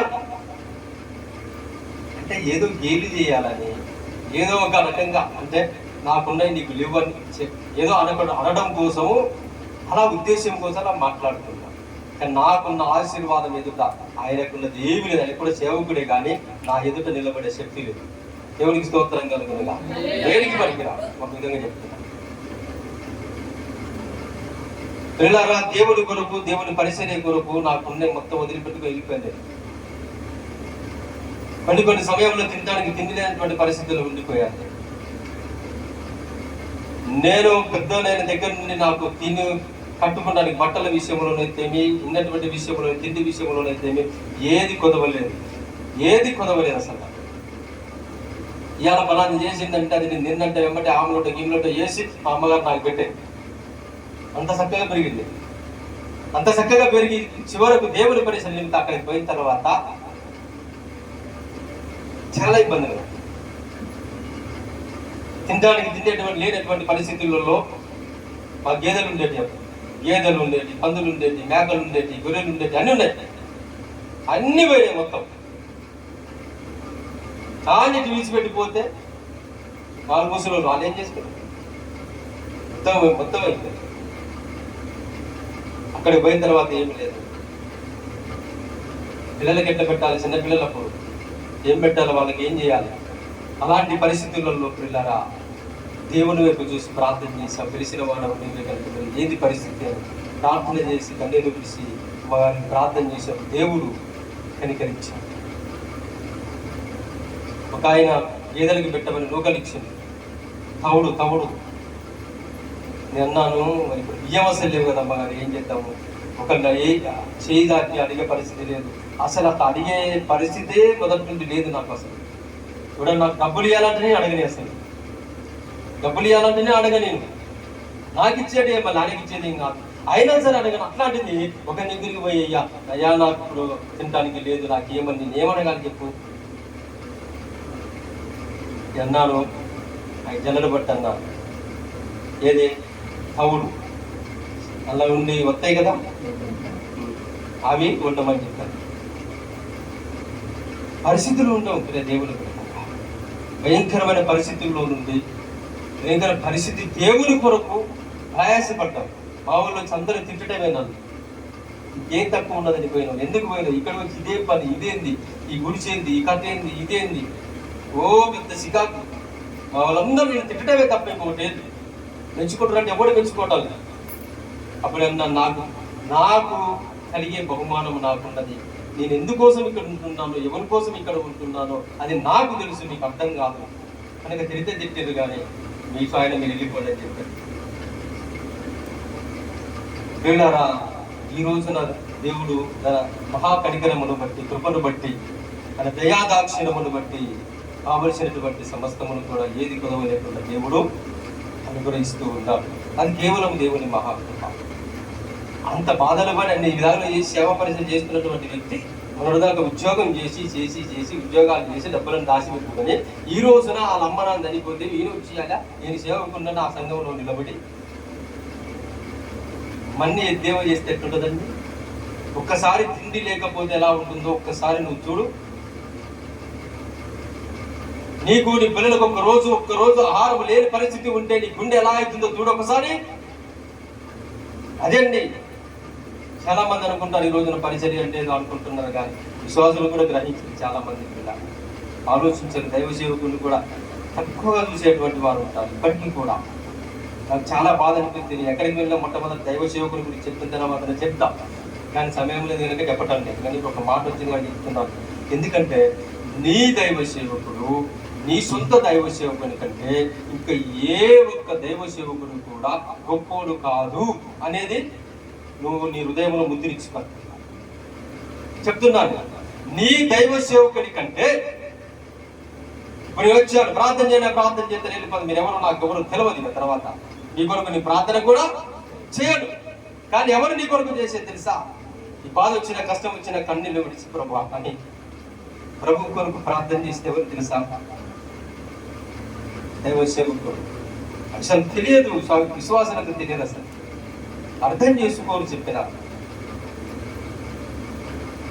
నీ కొరకు, నీ కుటుంబ క్షేమం కొరకు, ఆశీర్వాద దీవెనల కొరకు, ఐశ్వర్య అభివృద్ధి కొరకు ప్రార్థన చేసేటువంటి వాడు ఎవరయ్యా అంటే దైవ సేవకుడు అండి. దైవ సేవకుని మాట వినండి, బాగుపడతారు, ఆశీర్వదించబడతారు. కనుక ఈ రోజు మీరు ఆశీర్వాదం అంటే భౌతిక సంబంధమైన ఆశీర్వాదమే కాదు, ఇస్తాడు, ఇవ్వడనేది ఏమీ లేదు. దేవుడు అబ్రహామును ఆశీర్వదించాడు. ఒక మాట చదవండి చాలు, నేను ముగిస్తాను. సమయం కూడా అయిపోయింది. ఎంత టైం అంటే మీకు 1 గంట అవుతుంది, గంట అవుతుంది కరెక్ట్గా అండి. రైట్, ఒక మాట చెప్తాను, ఇంకొక పావుగంట ఊర్చుకోండి, ఓకేనా? మీకేం కానీ నాకే వేడి బాగా తగ్గుతుంది, కానీ అలా మాడిపోతుంది నాకే, నీ బాగానే ఉన్నట్టున్నది. 12వ అధ్యాయము 2వ వాక్యం ఒకసారి చదవండి. ఆగండి, ఇక్కడ అంటున్నాడు, ఒకటి నిన్ను గొప్ప జనముగా చేస్తాను, ఆశీర్వదిస్తాను. తర్వాత నీ నామమును నేను గొప్ప చేస్తాను, నీవు ఆశీర్వాదముగా ఉందువు అన్నాడు. 13వ అధ్యాయము 2వ వాక్యం చదవాలి. అబ్రహాము అంతేనా? అబ్రహాము వెండి బంగారములు కలిగి బహు ధనవంతుడై, ఇక్కడ ఏమన్నాడంటే నిన్ను బహు జనముగా నిన్ను ఆశీర్వదిస్తాను. అంటే నీ సంతానమును విస్తరింపజేస్తాను, అదొక ఆశీర్వాదం. అయితే తర్వాత ఏమన్నాడు అంటే నీ నామాన్ని కూడా ఆశీర్వదిస్తాను, గొప్ప చేస్తానన్నాడు. అంటే నీ కీర్తి ప్రతిష్టలు కూడా నేను కలగజేస్తాను. లోకములో ఉన్నటువంటి వారందరి చేత నువ్వు గొప్పవాడు అనిపించుకునే స్థితిలో నిన్ను ఆశీర్వదిస్తాను అనేది ఒకటి. తర్వాత ఏమన్నాడంటే నీవు ఆశీర్వాదకరముగా ఉంటావు. ఇందులో అబ్రహాము గారు భౌతిక సంబంధమైన ఆశీర్వాదమును పొందాడు, ఆత్మ సంబంధమైనటువంటి ఆశీర్వాదాన్ని కూడా పొందాడు. అతని యొక్క జీవితము, అతని యొక్క స్థితి, అతని యొక్క బ్రతుకు మీ అందరికి తెలిసినటువంటిదే. మళ్ళీ నేను ఎప్పుడైనా వచ్చినప్పుడు దాని గురించి మాట్లాడుకుందాం. కానీ పిల్లలాగా ఆ అబ్రాహామును దేవుడు ఏమన్నాడు అంటే ఆయన వెండి బంగారములు పశువులు కలిగి బహుధనవంతుడై ఉన్నాడు. వెండి, బంగారము, పశువులు, తర్వాత ఇంకా ఉన్నటువంటి వస్తు వాహనాలు అన్ని కలిగి మీరు కూడా ధనవంతులు కావాలి. మీరు కూడా ఏం కావాలి? ధనవంతులు కావాలి, ఆశీర్వదించబడాలి. నిజమే, ఆ ఐశ్వర్యవంతులు కావాలంటే ఎలా అవుతారు? మరి ఎలా అవుతారంటే అబ్రహాము లాగా మీ జీవితం ఉన్నప్పుడు అవుతారు. అబ్రహాము లాగా మీ జీవితం ఉన్నప్పుడు అవుతారు. సరే, మంచిది. అబ్రహామును దేవుడు ఆశీర్వదించాడా? అబ్రహామును దేవుడు దీవించాడా? అబ్రహాముకు భౌతిక సంబంధమైనటువంటి దీవెనలు ఐశ్వర్యం ఇచ్చాడా? ఇచ్చాడు కదా. మరి నీకెందుకు ఇవ్వడు? నీవు కూడా ఆశీర్వాదములకు వారసుడు అయ్యావు కదా. మరి ఆశీర్వాదం వారసుడమైనప్పుడు ఈ అబ్రహామును దీవించిన దేవుడు, ఇస్సాకును దీవించిన దేవుడు, యాకోబును దీవించిన దేవుడు నిన్ను ఎందుకు దీవించడు? తప్పకుండా దేవుడు నిన్ను దీవిస్తాడు, ఆశీర్వదిస్తాడు అనేది మనం గమనించాలి. ఇప్పుడు మూలవాక్యం ఏం చదువుకున్నాము అంటే, వర్షము ఈ భూమి ఆగి ఎవరి కొరకైతే వ్యవసాయం చేయబడుతుందో వారి కొరకు కావలసినటువంటి పైరులను ఆ దేవుడు వారికి అనుగ్రహించిన కొరకు ఆ భూమిని ఏం చేస్తున్నాడంటే ఆశీర్వదిస్తూ ఉన్నాడు. ఏదైనా భౌతికంగా మనం చెప్పుకోవచ్చు, అభ్యంతరం ఏం లేదు. కానీ ప్రతిదీ కూడా ఆత్మ సంబంధంగానే మాట్లాడుకోవాలి. వాస్తవానికి భౌతిక సంబంధంగా కాదు, కానీ ఆత్మ సంబంధంగానే మాట్లాడుకోవాలి. కనుక ఇప్పుడు భౌతిక సంబంధంగా ఒకసారి మనం మాట్లాడుకుంటే, దేవుడు తన భక్తులు చేసినటువంటి వ్యవసాయములను, చేసినటువంటి ఇచ్చినటువంటి పాడి పంటలను, విత్తబోయేటువంటి విత్తనములను దేవుడు ఆశీర్వదిస్తాడా లేదా అంటే తప్పకుండా దేవుడు ఆశీర్వదిస్తాడు. అయితే నువ్వు చేయాల్సిన పని ఏంటో తెలుసా? నీవు ఆశీర్వదించబడాలి. భక్తులు మనకు తెలుసు. ఇప్పుడు అయ్యగారు కూడా ఒక మాట ఉటంకించి చెప్పాడు. ఇస్సాకు విత్తనము వేసి 100 ఫలము పొందాడు. అవునా? చదువుదామా లేకపోతే వాక్యాన్ని? తెలుసా మీకు? చదవండి ఒకసారి. 26, 24 అంతేనా? 26, 15 చదవండి. 26, 12. 26, 12. ఇస్సాకు ఆ దేశమందున్నవాడై విత్తనము వేసి. ఏ వేసమ్మా? ఇప్పుడు మీరు వ్యవసాయం చేస్తారా? మీరు కూడా విత్తనం వేస్తారా? విత్తనము వేసి ఎంత? 100 ఫలము పొందెను. ఎంత ఫలం అండి? ఇప్పుడు అయ్యగారు ఒక మాట చెప్పారు, జాసువయ్య గారు. మనం 100 ఫలం పొందాలంటే ఏం చేయాలి? ఆధ్యాత్మికంగా కావచ్చు, భౌతికంగా కావచ్చు. మన ఆధ్యాత్మికంగా 100 మనం పొందాలి అంటే మనం ఏం చేయాలి? ఇప్పుడు ఆ దేవుని వాక్యము మంచి నేలలో పడితే ఆ వాక్యం అనే విత్తనము మనము దానిని ఏ విధంగానైతే ఆస్వాదించుకుంటున్నామో, లేక ఏ విధంగా అయితే స్వీకరిస్తుంది, దానిని బట్టి ఆ విత్తనం అనేది మన జీవితంలో ఫలిస్తుంది. ఒక మాట మిమ్మల్ని అడుగుతాను, చెప్తారా? మంచి నేలలో పడినటువంటి విత్తనము అన్నాం కదా. మంచి నేలలో పడినటువంటి విత్తనము ఎలా ఫలించింది అంటే 30 దంతులుగాను, 60 దంతులుగాను, 100 అంతలుగాను ఫలించింది అని చెప్తాం. ఎలా ఫలించింది? 30, 60, 100. అవునా? ఇప్పుడు నేను చెప్పేది ఏమిటంటే, ఆ విత్తనం ఎక్కడ పడ్డది? మంచి నేలలో పడింది. మంచి నేలలో పడినప్పుడు 100 అంతలుగా ఫలించాలి. కానీ 30, 60 ఏంది? అదేమన్నా తప్పుడు నేలలో పడిందా? మరి బండ మీద పడిందా? చల్లేటప్పుడు గెట్టు అవతల పడిపోయాయా విత్తనాలు? లేదు కదా, అందులోనే పడాయి కదా. హృదయం అనే ఈ నేలలోనే మీద పడినవి కదా. ఇది మంచి నేలే కదా. ఈ మంచి నేలలో పడినప్పుడు 30 ఎందుకు ఫలించింది? 60 ఎందుకు ఫలించింది? కొన్ని విత్తనాలు 100 ఎందుకు ఫలించింది? విత్తనం అనగా నీవు నేను. విత్తనం అంటే ఎవరు? నేను. మరి నీవు మంచి నేలలో పడిన విత్తనం లాగా 30, 60, 100 ఫలించారు. కొంతమంది 100, కొంతమంది 60, కొంతమంది 30 ఎందుకు ఫలించారు? ఎందుకు ఫలించారు అంటే నిజమే, అది వాస్తవం, అది అబద్ధంగా దేవుని వాక్యం రాయబడింది తప్పని మనం అంటానికి కారణం ఏంటంటే ఆ తప్పు మనలోనే ఉంది. ఇప్పుడు నేను ఇంత వాక్యం చెప్పాను. ఆ వాక్యమును గ్రహించి అర్థం చేసుకునేటువంటి స్థితిలోనే నీ ఫలింపు ఉంటుంది. కొంతమంది సరిగా అర్థం చేసుకోలేదు, సరిగా కొంతమందికి అర్థం కాలేదు, వాళ్ళ 30గా ఫలితం. ఇంకా కొంచెం మంచిగా అర్థం చేసుకున్న వాళ్ళు ఉన్నారు, వాళ్ళు కొంచెం 60గా ఫలిస్తారు. కానీ దేవుని వాక్యమే నాకు ప్రాణాధారం, దేవుని వాక్యం ఏం చెప్తుంది ఇలా ఉన్నదో, ఇలా నా జీవితం మారాలి, బతుకు మారాలని తన జీవితాన్ని మార్చుకొని ఆ వాక్యం విని ఆ వాక్యానుసారంగా తన జీవితాన్ని కట్టుకున్నవాడు నూరంతలుగా. దాన్ని నువ్వు స్వీకరించే విధానాన్ని బట్టి ఉంటుంది. ఇక్కడ దేవుని సింహాసనమైనటువంటి ఈ పులిపీఠం మీద నుండి దేవుడు మాట్లాడుతున్న ఆ స్వరాన్ని నీవు విని దానిని అంగీకరించే విధానాన్ని బట్టి ఉంటుంది. అందుకని కొంతమంది 30, కొంతమంది 60, కొంతమంది 100గా ఫలించారు. పిల్లారా, మంచి నేలలో పడింది ఆ విత్తనం. మరి కనుక ఇప్పుడు మీరు వేసినటువంటి విత్తనము భూమి మీద వేస్తూ ఉన్నారు. ఆనాడు కూడా ఇస్సాకు గారు భూమి మీద వేశారు. వేసినప్పుడు దేవుడు ఆ విత్తనాన్ని ఏం చేశాడంటే ఆశీర్వదించాడు, ఆ భూమికి ఆజ్ఞాపించాడు. ఆజ్ఞాపించినప్పుడు ఆ భూమి ఏం చేసిందంటే ఆ విత్తనాన్ని ఫలింపజేసి, ఆ భూమిని దేవుడు ఆశీర్వదించినప్పుడు దేవుడు ఆ విత్తనాన్ని ఆ భూమి ఫలింపజేసి కావలసినటువంటి 100 ఫలాన్ని ఇచ్చాడు. ఆ గెరారు దేశములో, ఆ ఫిలిస్తీన్ల దేశములో ఈ ఇస్సాకు గారు ఆశీర్వదించబడ్డాడు. అంటే ఎంతగా ఆశీర్వదించబడ్డాడో తెలుసా? ఆ గ్రామంలో ఉన్నటువంటి వారు అసూయ పడే అంతగా ఆశీర్వదించబడ్డాడు. దేవునికి స్తోత్రం కలుగును గాక.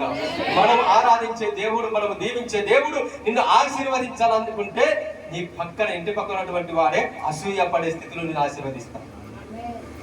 ఎట్లా ఆశీర్వదిస్తా తెలుసా? ఆయన ఆశీర్వదిస్తే జీవితం ఇట్లా. ఇప్పుడు మేము ఇంట్లో ఉన్నాం, చిరాకులో ఉన్నాం, ఒకప్పుడు పరిస్థితులు ఇట్లా ఉన్నాం, ఇబ్బందిలో ఉన్నాం, చాలా భయంకర పరిస్థితుల్లో ఉన్నాం. ఇప్పుడు మాకు అన్ని దేవుడు కృపను బట్టి అనుగ్రహించారు. కారు కూడా ఉంది, మాకు ఉంది కదా, కారు తెలుసు, కారు కూడా ఉంది. ఇప్పుడు నాకు ఇంటి దగ్గరే ఉన్నా, తోళ్ళు రాక వేసుకోవాలి, అది వేసుకోవద్దు. ఎండకు మంచిగా తోళ్ళు వస్తే వేసుకోవద్దు. తోళ్ళు రాక ఆయన డ్రైవర్ని పెడితే 800 ఇవ్వాలి, మన దగ్గర పరిస్థితి. కాబట్టి ఏం లేదు. చూసినటువంటి వారు ఏమనుకుంటున్నారు, ఇప్పుడు మనకి చెప్పరు. ఇంటి పక్కన వాళ్ళు కావచ్చు, అవతల వాళ్ళు కావచ్చు, ఇతరులు వాళ్ళు కావచ్చు, ముందులు కావచ్చు, వెనకలు కావచ్చు, ఏమనుకుంటున్నారంటే ఈ ఉన్నది దాకా వచ్చి సైకిల్ మీద అటు తిరిగి ఇటు తిరిగి కనీసం ఏ పని చేయడు. చేస్తావా? మేం పని చేస్తాం చెప్పండి? మేము ఏ పని చేయం కదా, ఏ పనికి పో, ఏ పని చెయ్యి. వీళ్ళకి ఇవన్నీ ఎక్కడి వస్తున్నాయి? కొంతమంది దగ్గరగా కొంచెం అనుకోగా మాట్లాడేటువంటి వారైతే మీకు డబ్బులు ఏమైనా వస్తున్నాయి, ఎన్ని డబ్బులు వస్తాయి నెలకు, ఎంత జీతం వస్తుంది నెలకు. నేనంటాను, నాకు జీతం రాదయ్యా, నాకు ఏదో వచ్చిన కానుకలు ఇస్తే ఆ కానుకలలో నేను దశభాగం తీసి మీ మా అయ్యగారికి పంపించాలి, అంతేగాని మాకెక్కడ వస్తాయ్యా. కారణం ఏంటంటే మనకున్న స్థితిని చూసి వాళ్ళు అసూయపడతారు అంతే. దేవుడు నిన్ను ఆశీర్వదిస్తే అలాగే ఆశీర్వదిస్తాడు. వాళ్ళు అసూయపడాలి అంతే. నేను కూడా అంటాను, ఇంకా అసూయపడాలి, ఇంకా అసూయపడాలి, ఇంకా వాళ్ళు నన్ను చూసి కుళ్ళుకోవాలి బాగా. ఎందుకంటే కుళ్ళుకొని చావాలి, కుళ్ళినోడు తెచ్చిపోతాడు. మనం కుళ్ళిపోయిందే ఎవరు పాడైపోతారు. శరీరం కుళ్ళిపోతే ఏమైందమ్మా? చచ్చిపోతాయి కదా. కుళ్ళినోడే చచ్చిపోతాడు. నేను కూడా అంటే అనుకున్నాను, ప్రభా నీకు స్తోత్రము నాయన, ఏం చేయండి ప్రభా, లేకపోతే ఒకటే మాట, నువ్వు నా ఎదుట దేవుని సరే ప్రార్థన చేయి, దేవుడు నీకు కుడుతాడు.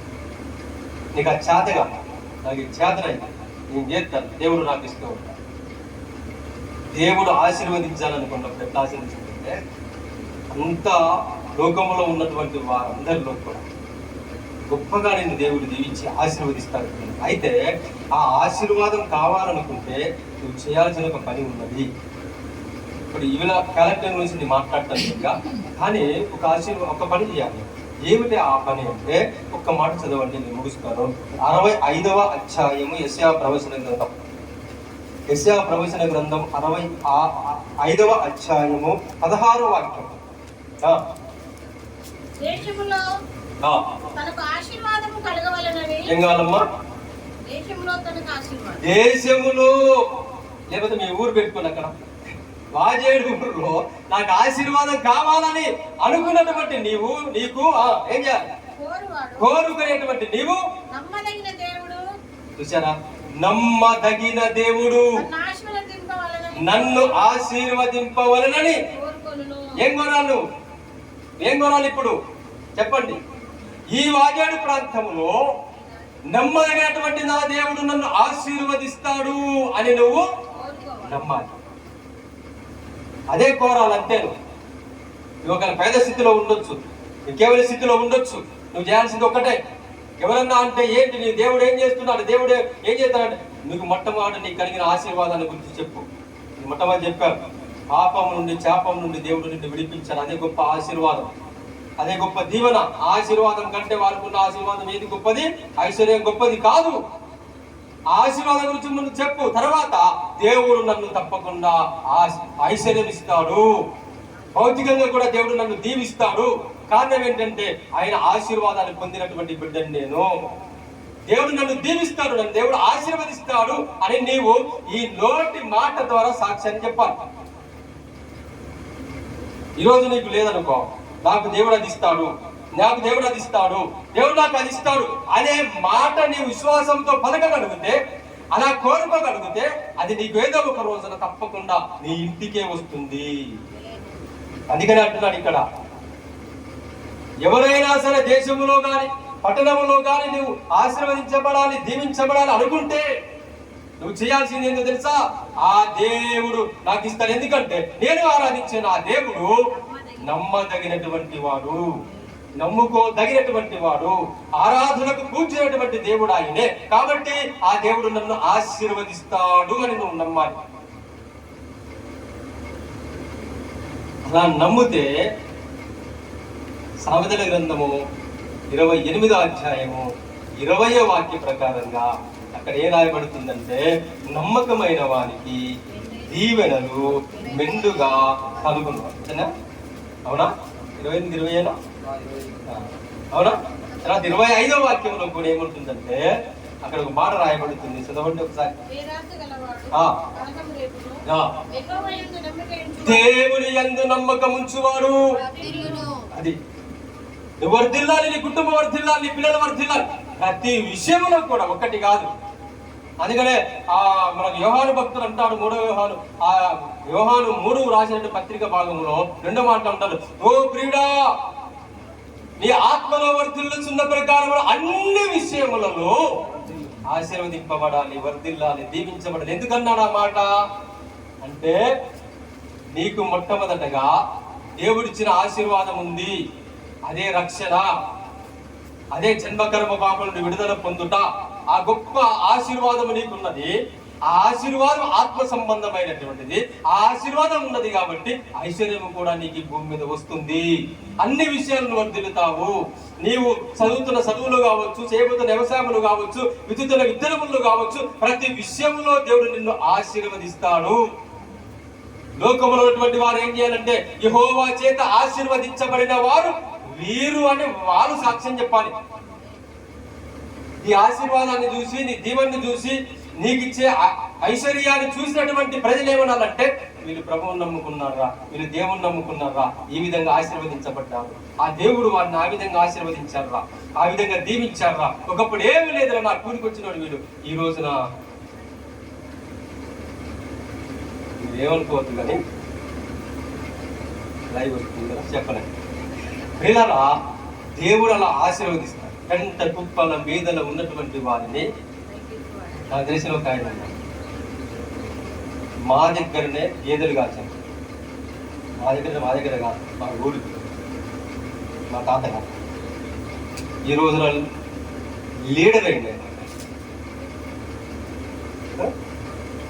చూసారా, ఈ రోజున క్రైస్తవ సంఘాలకు లీడర్ అయింది. నాకు అనిపిస్తుంది, ఇంత కుప్పల మీద నుండి దీనులను లేవనెత్తువాడు ఆయన తెలుసుకుంటే ఎలాంటి వాడినైనా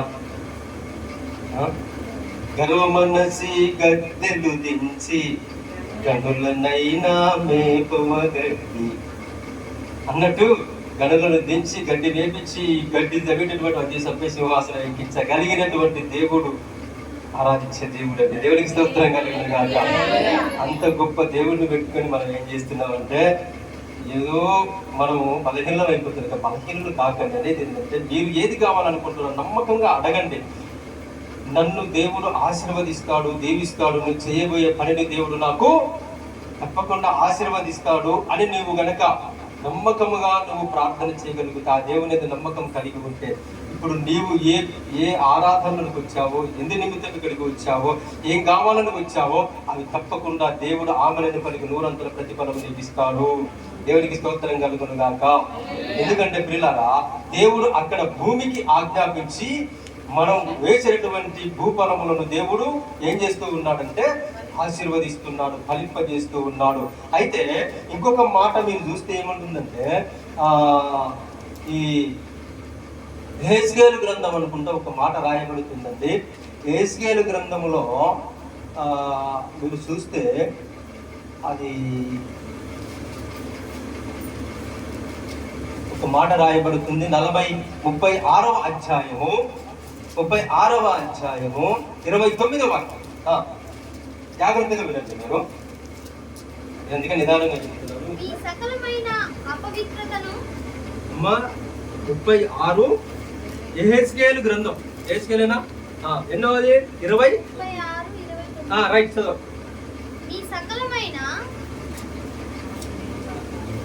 అపవిత్రతను చదవడం. నేను మిమ్మల్ని రక్షించును. చదవడం. నేను మిమ్మల్ని రక్షించును, మీకు కరువు రానియక ధాన్యమునకు ఆజ్ఞ ఇచ్చి అభివృద్ధి పరుతును.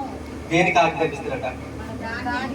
అక్కడ మూలవాక్యం ఏంటంటే భూమికి దేవుడు ఆజ్ఞ ఇచ్చి ఆ వ్యవసాయం చేసేటువంటి వారికి పైరులు ఫలింపజేసినట్లుగా నూరంతల ప్రతిఫలం ఇచ్చినట్లుగా ఆ భూమిని దేవుడు ఆశీర్వదించాడు. ఇక్కడ ఏం రాయబడిందంటే దేవుడు ధాన్యమునకు ఆజ్ఞ ఇస్తున్నాడు. నీవు విత్తినటువంటి ఏ విత్తనమైనా కావచ్చు, అది పత్తి కావచ్చు, మిర్చి కావచ్చు, ఇంకా ఒడ్లు కావచ్చు, ఇంకా వగైరా వగైరా ఏ విత్తనములైతే నీవు భూమి మీద ఇచ్చుచున్నావో నీకు కరువు రానియక ధాన్యమునకు దేవుడు ఆజ్ఞాపిస్తున్నాడు. ఏంటో తెలుసా? ఓ విత్తనమా, ఇదిగో నువ్వు ఫలించు, అభివృద్ధిగా నా బిడ్డలకు రావలసినటువంటి ప్రతిఫలము నీవు ఇవ్వమని దేవుడు ఆజ్ఞాపించుతున్నాడు. మరి దేవుడు ఆజ్ఞాపిస్తే ఫలములు రావండి. దేవుడు ఆజ్ఞాపిస్తే జంతువులు మాట్లాడతాయి. దేవుడు ఆజ్ఞాపిస్తే ఏదైనా సరే తన పని తను చేస్తూ ఉంటుంది. దేవుడు ఆజ్ఞాపిస్తే ఎర్ర సముద్రం చీలిపోలేదా? దేవుడు ఆజ్ఞాపిస్తే ఆ యొక్క గాలి వాన తుఫానులను ఆగిపోలేదా? దేవుడు ఆజ్ఞాపిస్తే ఏదైనా జరుగుతుంది కదా. మరి అలాగనే దేవుడు ఈ భూమికి ఆజ్ఞాపించినప్పుడు, నువ్వేసే విత్తనానికి ఆజ్ఞాపించినప్పుడు నూరంతల ప్రతిఫలం నీకు రాదా? ఖచ్చితంగా వస్తుంది. అందుకనే నమ్మదగిన దేవుడు నాకున్నాడు, నమ్మదగిన దేవుడు నామమును బట్టి నేను ఇది చేస్తూ ఉన్నాను, ఇది దేవుడు నాకు నూరంతల ప్రతిఫలం ఈ సంవత్సరంలో ఇస్తాడు. ఈ సభ్య అన్ని చక్కగా బ్యాంకులో వేసుకుంటాను, నమ్మండి. ఒక్క పైసా కూడా దేవుడికి ఇయ్యాలి అని మాత్రం అనుకోకూడదు. ఓకేనా? ఈ విషయంలో కూడా తప్పున్నది, పొరపాటున్నది మీలో. కనుక ఒక్క మాట గమనించండి, దేవుడు ఫలింపజేసేవాడు, ప్రతిదీ ఆశీర్వదించేవాడు. అయితే మనం ఇంకొక మాట చేయాలి. ఏం చేయాలి అంటే దేవుడు నమ్మదగిన వాడని నమ్మి విశ్వాసముతో నువ్వు నీ పనిని ప్రారంభించు. తర్వాత ఇంకెలా ప్రారంభించాలి అంటే ఒక్క మాట చదివి ముగుస్తాను అనుకోండి, కానీ ఈసారి కూడా ఖచ్చితంగా ముగిస్తాను. 126వ కీర్తన చూడండి ఒక్కసారి. 5, 6 వాక్య భాగాలు చదవండి, గమనించండి. కన్నీళ్లు విడుచుతూ విత్తువాడు సంతోష గానములతో పంట కోసెదరు, పిడికెడు విత్తనములు చేతపట్టుకొని పోవువాడు ఏడ్చుచూ పోవువాడు, పోవుసు పోయి విత్తువాడు సంతోష గానములు చేయుచు. ఇటీవల చదవచ్చిన వాళ్ళైతే దీన్ని దాదాపు 4-5 సార్లు బట్టి పట్టండి. ఇది మీ హృదయంలో కళ్ళు మూసుకొని చెప్పే అంతగా మీరు చదవండి దాన్ని. ఓకేనా? చదవండి, అప్పుడు మీకు అర్థమవుతుంది. ఇది భౌతికంగా చెప్తున్నాం, ఆధ్యాత్మికంగా మేము చేయాల్సిన పని కూడా అదే. కానీ మీరు చేయలేకపోతున్న కొన్ని పరిస్థితులను బట్టి మేము చేయాల్సిన పని కూడా అంతే. ఇక్కడ ఏం చేయాలి అంటే ఏం చేయాలి?